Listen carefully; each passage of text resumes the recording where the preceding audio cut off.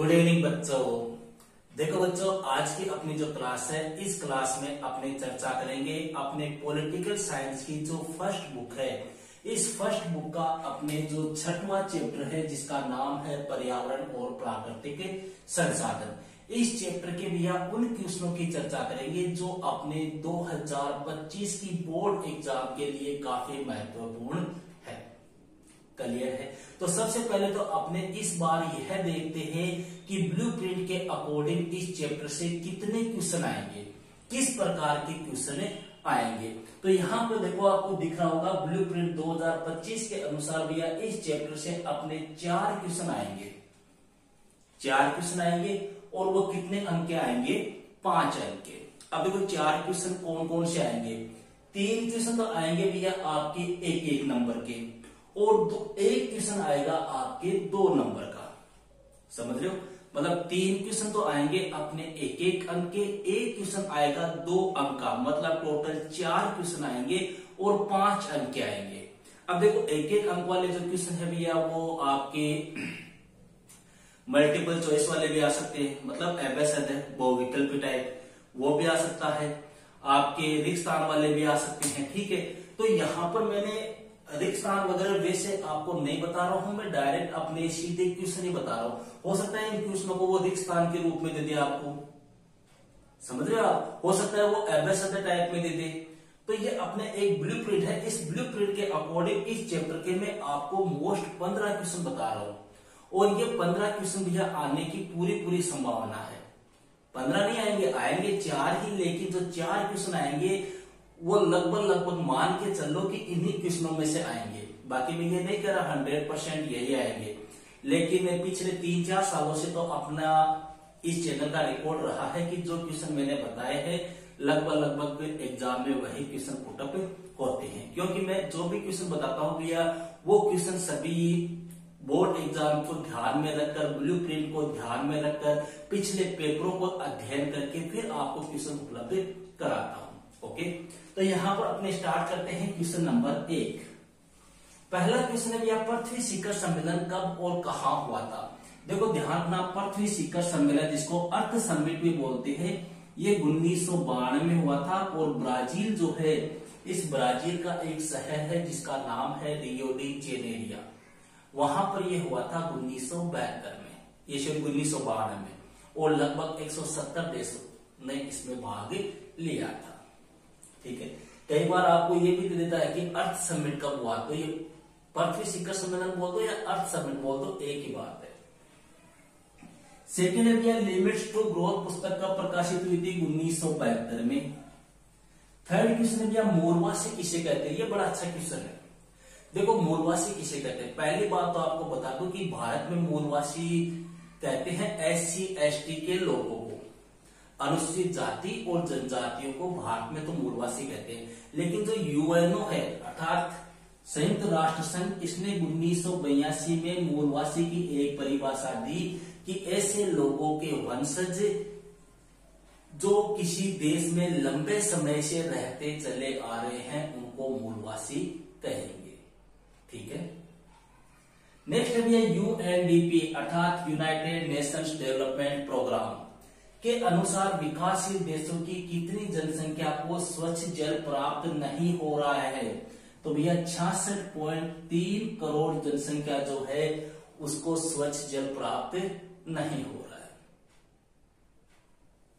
Next question आ रहा है, our common future नाम से रिपोर्ट कब प्रकाशित हुई थी? देखो यह रिपोर्ट प्रकाशित हुई थी 1987 में, बर्टलैंड से यह रिपोर्ट प्रकाशित हुई थी, ध्यान रखना है। 6वां क्वेश्चन है भैया, विश्व की साझी संपदा। देखो विश्व की साझी संपदा या साझी विरासत किसे कहते हैं? देखो 2 प्रकार के क्वेश्चन आते हैं, यहाँ पर बच्चे काफी कंफ्यूज होते हैं। एक तो आता है ओनली साझी संपदा, एक आता है विश्व की साझी संपदा। दोनों में अंतर है, थोड़ा सा मैं बता दूं। साझी संपदा की कौन सी होगी?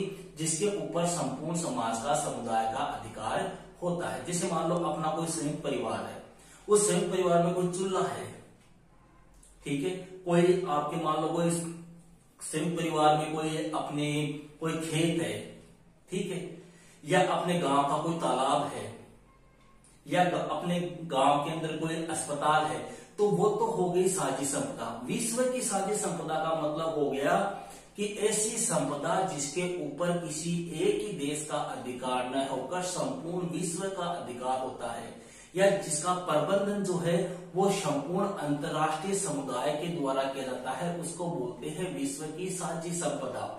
जैसे अंतरिक्ष, जैसे धरती धरातल, वायुमंडल, अंटार्कटिका, ये ऐसे उदाहरण है भैया जो किसमें आते हैं, विश्व की साझी संपदा में। इस क्वेश्चन को ध्यान रखना, थोड़ा सा कई बार बच्चे कंफ्यूज होते हैं।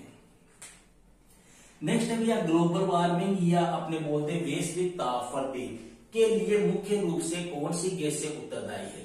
तो देखो वैश्विक तापवृद्धि के लिए या ग्लोबल वार्मिंग के लिए भी CFC मतलब chlorofluorocarbon, CO2 carbon dioxide, methane, ये गैसें इसके लिए क्या है, उत्तरदायी है। विश्व का पहला बांध विरोधी आंदोलन कहाँ हुआ था। ध्यान रखना भैया, विश्व का पहला बांध विरोधी आंदोलन जो है वो ऑस्ट्रेलिया में हुआ था। ऑस्ट्रेलिया में एक नदी है जिसका नाम है फ्रैंकलिन, इस नदी पर बांध बन रहा था तब हुआ था। अगला है ब्यूनस आयर्स सम्मेलन कब और कहां हुआ। ब्यूनस आयर्स सम्मेलन हुआ था भैया 14 नवंबर 1998 को। अर्जेंटीना का एक शहर है ब्यूनस, वहां पर यह सम्मेलन हुआ था। ये जितने भी क्वेश्चन मैं आपको बता रहा हूँ ना, सारे बोर्ड एग्जाम में आए हुए क्वेश्चन है, ध्यान रखना। और कई बच्चे एक थोड़ा सा कमेंट का जवाब दे दो, कई बच्चे मेरे पास में कमेंट कर रहे हैं कि सर हमें नोट्स चाहिए।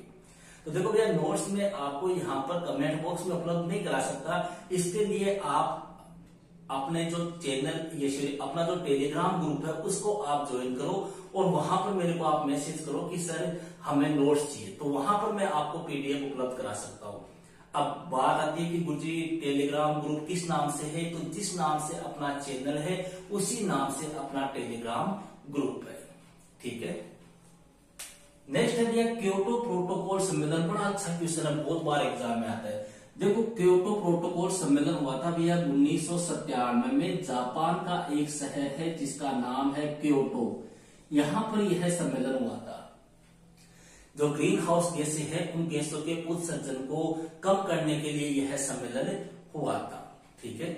और इस सम्मेलन में भारत और चीन जो है इनको छूट दी गई थी, हालांकि भारत ने 2002 में इस सम्मेलन पर हस्ताक्षर कर दिए थे। नेक्स्ट है विश्व का सबसे बड़ा तेल उत्पादक देश कौन सा है, सऊदी अरब है। अगला है भैया बड़ा अच्छा क्वेश्चन है, ओजोन परत में छेद होने से पारिस्थितिकी तंत्र पर क्या प्रभाव पड़ेगा।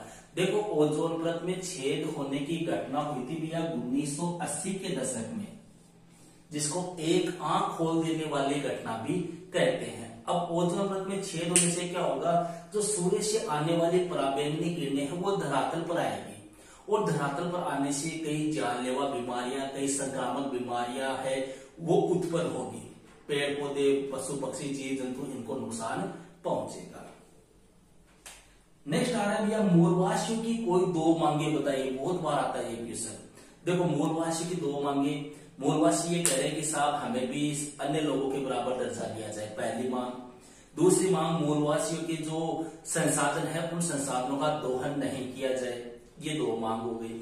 तीसरी आप लिखो तो लिख दो कि मूलवासी की यह मांग है कि देश में जो भी आर्थिक विकास हो रहा है उनका लाभ भी उनको दिया जाए, उनको एक स्वतंत्र समुदाय के रूप में पहचान दी जाए। इस प्रकार की मेरी 4 या 5 मांगे आपको नोट्स में लिखाई हुई है, कोई भी 2 या 3 मांगे आपको ध्यान में रखनी है। अगला क्वेश्चन है भैया भारत सरकार ने पर्यावरण संरक्षण के लिए कौन कौन से कदम उठाए। देखो भारत सरकार ने भैया एक तो ऑटो फ्यूल पॉलिसी के तहत स्वच्छ ईंधन को अनिवार्य कर दिया, पहली बात। दूसरी बात भारत सरकार ने भैया 2001 में ऊर्जा संरक्षण अधिनियम पारित किया। तीसरी बात भारत सरकार ने 2003 में बिजली अधिनियम पारित कर नवीकरणीय ऊर्जा के इस्तेमाल को बढ़ावा दिया, ठीक है। तो कोई भी आप 2 बातें आपको ध्यान रखनी है, क्योंकि अपना जो प्रश्न आएगा वो 2 नंबर का आएगा। नेक्स्ट क्वेश्चन है भैया अंतिम क्वेश्चन, पर्यावरण आंदोलन के स्वयं सेवक के रूप में आम किन कदमों को उठाना पसंद करेंगे। जैसे मान लो आपको पर्यावरण की जिम्मेदारी देती तो आप क्या करोगे, वही बात यहाँ पर लिखनी है। तो यहाँ पर लिख देना कि साहब हम सबसे पहले तो जो पेड़ों की अंधाधुंध कटाई हो रही है उस पर रोक लगाने का प्रयास करेंगे, अधिक से अधिक पेड़ पौधे लगाएंगे, खनिजों का जो दोहन हो रहा है उसको कम करने का प्रयास करेंगे, लोगों को पर्यावरण के प्रति जागरूक करेंगे। इस प्रकार की कोई भी 3-4 बातें जो आपको अच्छी लगे, याद करने में आसानी हो, वो आप लिख सकते हो। क्लियर है? तो ये हो गए भैया अपने 6वें चैप्टर के ब्लूप्रिंट के अकॉर्डिंग काफी महत्वपूर्ण क्वेश्चन। देखो मैं एक बार वापस आपको यही कहूंगा कि जब भी आप इस चैप्टर को पढ़ो, इस चैप्टर को याद करो, तो सबसे पहले आप इन 15 क्वेश्चनों को जरूर से रट के जाना। ओके, अब इस बुक का अपने एक चैप्टर शेष रहा है, बाकी सभी चैप्टर के मैंने क्वेश्चन आपको करवा दिए हैं, फिर अपने 1-2 दिन में सेकंड बुक स्टार्ट करते हैं। ओके भैया, तो मिलते हैं नेक्स्ट वीडियो में नेक्स्ट टॉपिक के साथ।